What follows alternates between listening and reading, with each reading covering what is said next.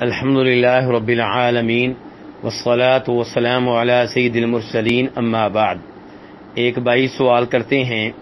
کہ اگر والدین ایسے ہوں کہ جو ضدی ہوں اور بات نہ مانتے ہوں اور بات نہ ماننے کی وجہ سے اپنا نقصان کر بیٹھتے ہوں، مثال کے طور پہ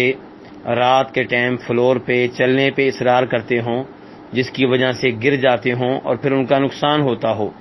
تو ایسی صورتحال میں کیا کیا جائے؟ تو گزارش یہ ہے کہ اس میں کوئی شک و شبہ نہیں ہے کہ جب والدین بوڑھے ہوتے ہیں تو ان حالات میں ان کی اطاعت کرنے پہ اجر و ثواب بڑھ جاتا ہے۔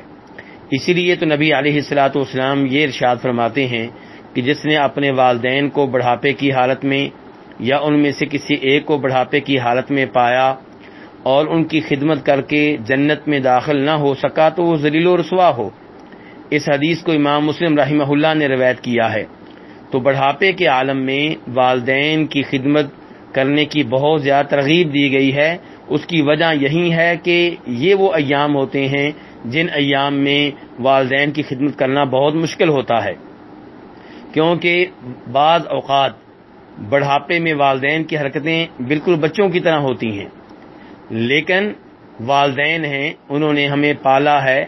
ہمیں بڑا کیا ہے، ہمارا خیال رکھا ہے، اس لیے ان کے ہمارے اوپر بڑے حقوق ہیں، اور اللہ رب العزت نے اور اللہ کے رسول صلی اللہ علیہ وسلم نے یہ حقوق واضح طور پہ بیان کیے ہیں۔ اس لیے ان کی ہر بات پہ صبر کیا جائے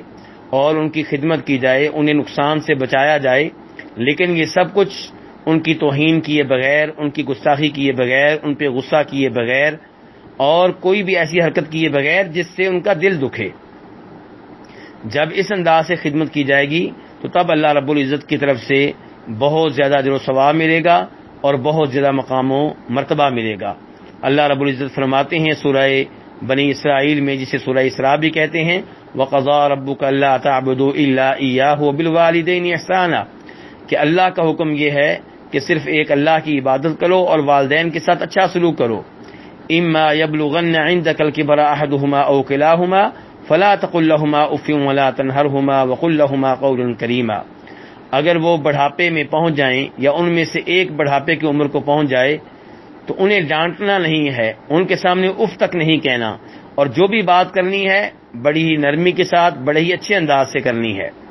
تو یہاں سے ہمیں رہنمائی مل رہی ہے کہ والدین کے ساتھ کیسا سلوک کیا جائے۔ یہ سلوک کریں گے تو اللہ رب العزت دنیا آخرت میں عزت دے گا۔ وصلی اللہ تعالی علی نبیہ محمد وآلہ وصحبہ اجمعین۔